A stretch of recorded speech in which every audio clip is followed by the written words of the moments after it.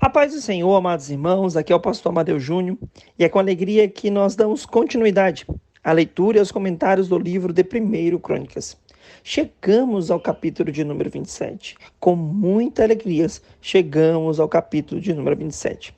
Mas antes de falarmos sobre o capítulo 27, eu quero fazer um pequeno resumo sobre o capítulo de número 26.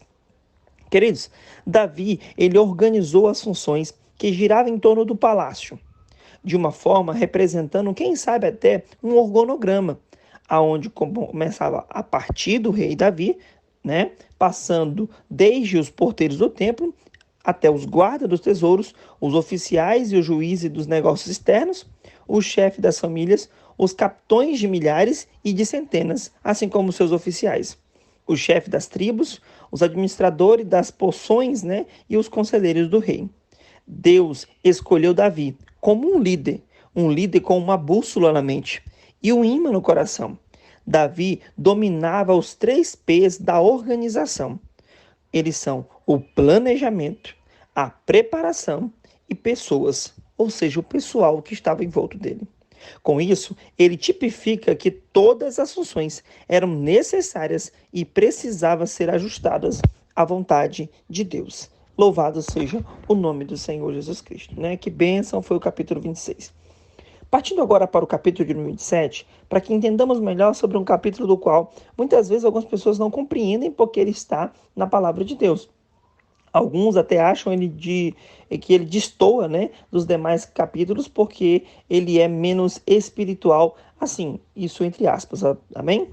Bom, este capítulo ele fará realmente uma pausa sobre os assuntos religiosos, sobre o templo, no caso.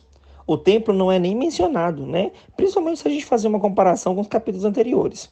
Até mesmo ao nome de Deus, a palavra de Deus, algo que se refere a Deus, faz uma única aparição breve no versículo 23.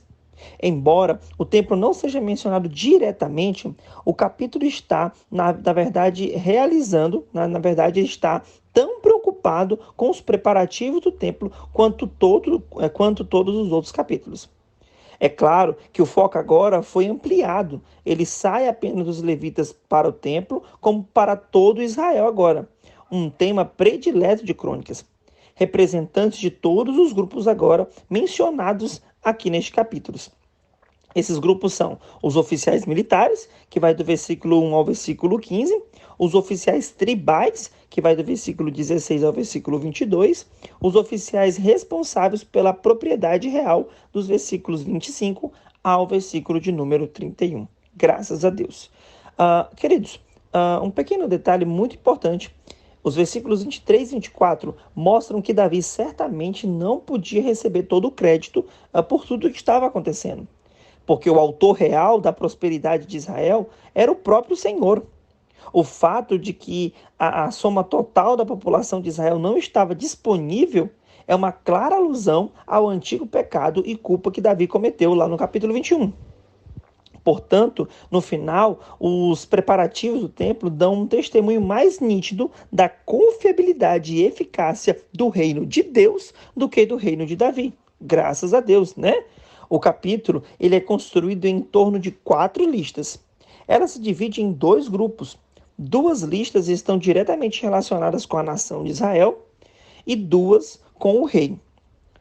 O compilador ele vai mencionar uma fonte da qual uma lista também, né, pode ser derivada, mas todas elas podem ter sido originalmente independentes uma das outras, sem que precisasse uma depender da outra lista.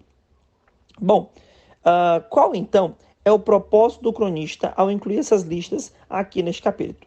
Parece que os vários aspectos das estruturas políticas de Israel, incluindo as divisões militares, assim também como a estrutura das 12 tribos, é uma única autoridade monárquica por toda a região geográfica, confirmando assim a prontidão de toda a nação para construir o templo, ou seja, todos empenhados e dedicados a uma única missão, todos em um só propósito. Isso não podia ser diferente, né? Resultaria em uma grande vitória. Bom, a igreja do Novo Testamento, assim como o rei Davi, proporciona a oportunidade para que todos os crentes, assim como também os seus líderes religiosos, possam tomar parte na construção da igreja, né? Como destaca lá no livro de Efésios, no capítulo 2. E como no Antigo Testamento não é feita nenhuma distinção entre os domínios do sagrado e do secular, o Senhor é ativo e soberano sobre toda a vida. E ele deu dons para cada crente, para serem usados onde quer que sejam ali adequados para fazer uso. Louvado seja Deus. Pois bem, o primeiro grupo que nós vamos destacar aqui é o grupo dos exércitos, do versículo 1 ao versículo 15. Mudamos agora da organização do templo para o governo civil, pois a nação de Israel, ambos eram ordenados por Deus, o governador, de acordo com a sua lei divina, que governava, na verdade, de acordo com a sua lei divina.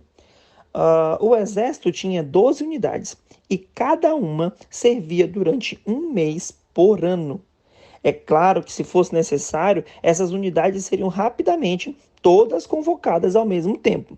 Né? Se houvesse ali uma necessidade, algo de última hora, eles seriam convocados. A menção de uma divisão separada para cada mês sugere que essas unidades provavelmente se alistavam somente em tempos de guerra, quando o exército estava longe de casa ou as disposições, sem dúvida, eram adaptadas para este grupo aqui. Esses líderes militares também, que estão aqui entre esses versículos, estavam diretamente envolvidos nos preparativos do templo. Nós vamos ver isso lá no capítulo 28, no próximo capítulo. E como os levitas, eles serviam também ao rei. Provavelmente, eles eram responsáveis pela tropa recrutadas a cada mês, e não por um exército permanente ali de guerra constantemente. Se compararmos 1 Crônicas, capítulo 11, os nomes dos líderes apresentados aqui no versículo 2 ao 15, veremos que os homens valentes de Davi comandavam o exército. Ele testara esses homens em várias ocasiões e sabia que podia confiar neles. Em nossas vidas, nós precisamos compreender, assim como Davi compreendeu. Davi colocou estes homens que ele já tinha testado, que já tinha andado com ele, que já tinha passado por maus bocados com ele. Agora colocou estes homens como líderes para honrá-los e também para garantir que não houvesse nenhuma traição, apesar de ter havido algumas. É preciso mencionar ainda duas coisas. Em primeiro lugar, a corte de Davi tinha o seu próprio sistema de suprimento, ou seja, o palácio, aquela parte ali mais real, tinha o seu próprio sistema de suprimento. E em segundo lugar, a administração de Salomão e o exército de Davi tinham bases bem diferentes. Enquanto Salomão recebia o seu suprimento de novas áreas geográficas, Davi parece ter selecionado os seus principais soldados mais por razões individuais do que pelo fato geográfico, ou até mesmo tribais, ou seja, de cada uma das tribos. 6 dos 12 comandantes eram de Judá, 2 eram efraimitas, e 1 era levita, 1 benjamita, e 2 a gente não sabia ao certo qual era a sua origem, tanto no versículo 4 quanto no versículo 8 também. Bom, outro grupo que merece aqui ser destacado são os servos civis ou líderes tribais, como algumas Bíblias colocam. Não havia apenas soldados capazes para lidar com cada uma das 12 unidades dos exércitos, mas também havia encarregados competentes designados para as tribos de Israel. Esses líderes tribais são chamados de chefes, mas o seu status exatamente ele é um pouco desconhecido, visto que os anciões tribais, em geral, não recebiam essa designação, como podemos ver em outras passagens, até mesmo no livro de Crônicas. Provavelmente, eles são pessoas designadas por Davi ou assistentes de Joabe no recenseamento. O grande problema dessa última questão aqui, deles serem parceiros, assistentes de Joabe no recenseamento, é que tanto o fato de haver levitas e benjamitas. Por quê? Todos esses foram excluídos do recenseamento. Já a primeira hipótese, pode-se dizer que todas as listas restantes destes capítulos são de oficiais do rei. Se essa conclusão está correta, então os versículos 1 ao 22 são evidências de que a mudança de um sistema tribal tradicional para a burocracia centralizada teve um início nos últimos anos de Davi e não sob o comando de Salomão. Às vezes, irmãos, tem uma certa dificuldade de diferenciar o que se começou com Davi, se começou com Salomão, pelo aquilo que eu já expliquei em áudios anteriores.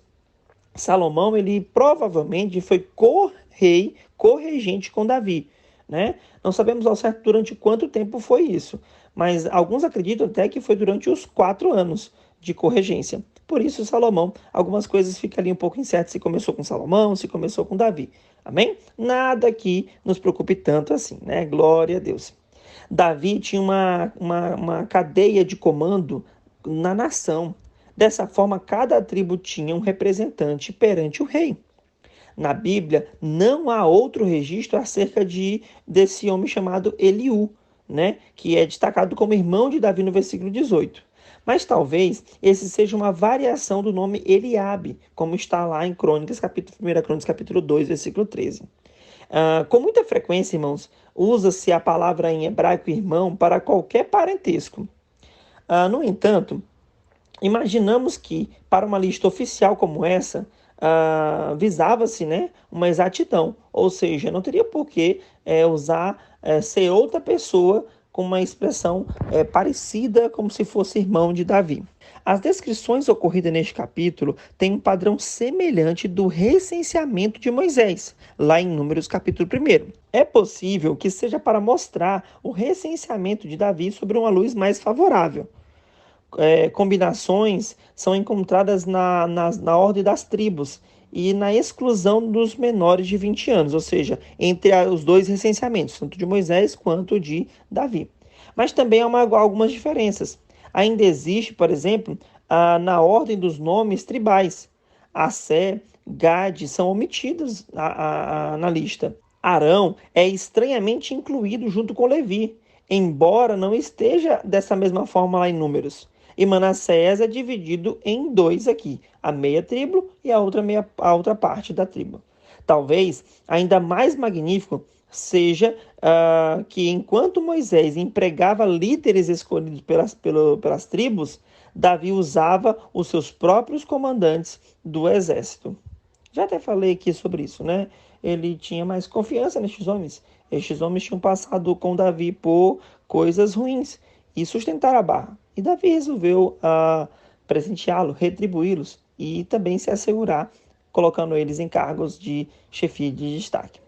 Embora pareça ter sido prática normal não contar os menos de 20 anos, né?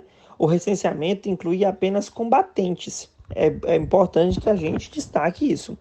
O fato de que Joabe não acabou o recenseamento, né, foi inesperado. O objetivo com essa frase aqui não é transferir a culpa de Davi para Joabe, mas mostrar que por trás da enorme lacuna nos registros oficiais, esta é uma ação soberana de Deus. Ou seja, estava em jogo a vitalidade da promessa de Deus, primeiramente afetando a Abraão, de tornar o seu povo, né, inumerável. Ou seja, quando Deus, ele que é o responsável por parar o recenseamento, Deus estava cuidando da sua promessa. Qualquer recenseamento não autorizado poderia limitar a fé de Israel e a liberdade de Deus. Davi pode ter entendido isso antes que a contagem estivesse terminada, embora não haja nenhuma evidência de apoio.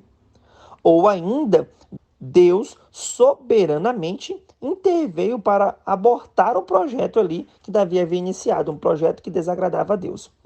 O apoio para essa última interpretação vem do próprio versículo 24, que diz assim: Joabe, filho de Zeruia, tinha começado a enumerá-los, porém não acabou, porquanto veio, por isso, grande ira sobre Israel, pelo que os números se não pôs na conta das crônicas do rei Davi, né? Ali do rei Davi. Com o resultado de que a ira de Deus veio sobre Israel, o povo parou, né?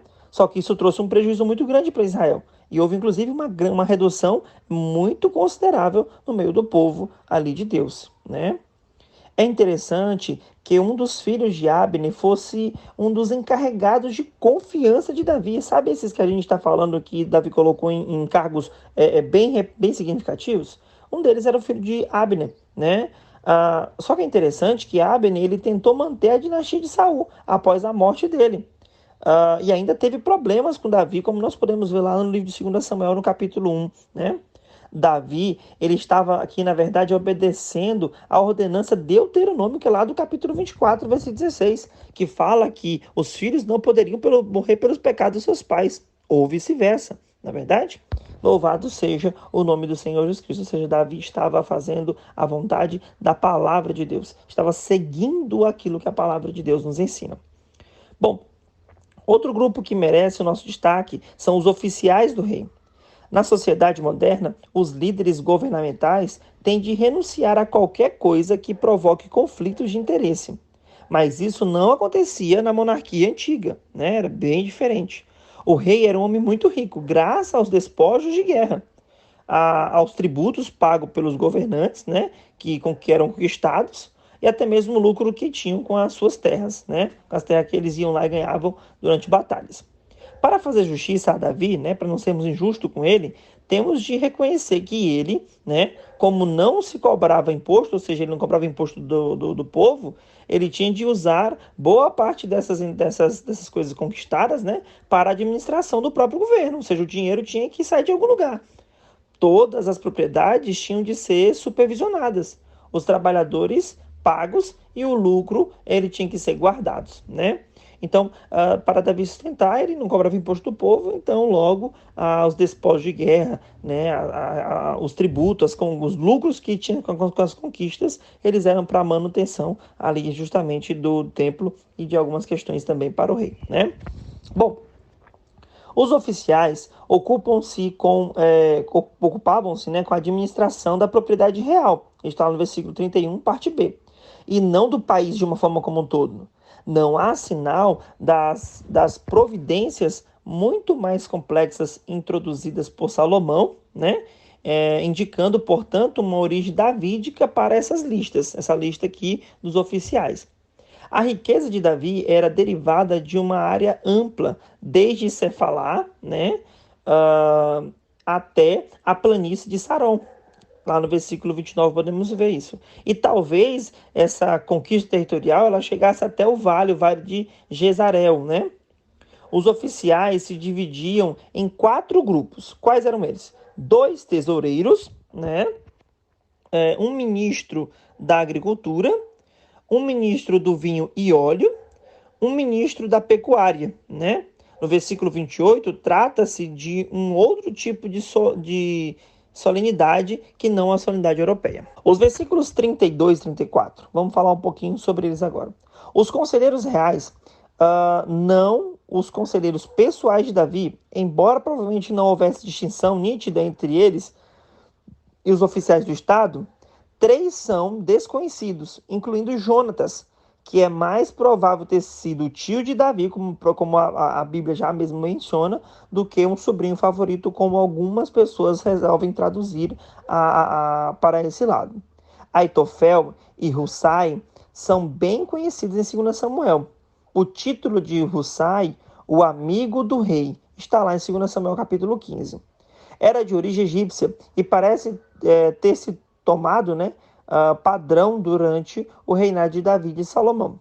O sacerdote Abiatar e Joabe, comandante-chefe de Davi, estava intimamente associado com Davi desde os seus primeiros dias como fugitivos, permanecendo leais mesmo durante a rebelião de Absalão, até a indignação de Davi ali na questão do apoio a Adonias. Então Davi pôde contar, irmãos, ao longo de sua vida, de sua carreira, tanto como guerreiro quanto como rei, com pessoas que foram fiéis, com pessoas que estiveram lado a lado com ele durante muito tempo. Alguns, né, vieram decepcionar Davi ali quando foram apoiar Adonias, que queria se instituir rei, na verdade, né?